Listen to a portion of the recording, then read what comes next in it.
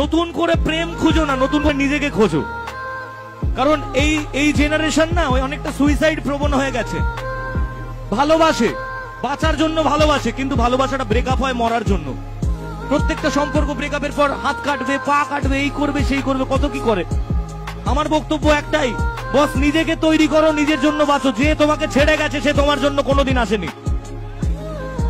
আর যে জিনিস একবার তোমাকে ছেড়ে চলে যায় তার দিকে জীবনে তাকাতে নেই।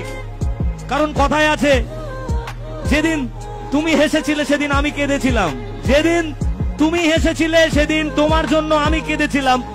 আর আজ আমি একা নই, আমরা সবাই মিলে হাসি একসাথে, আর তুমি সেখানে বসে কাঁদো।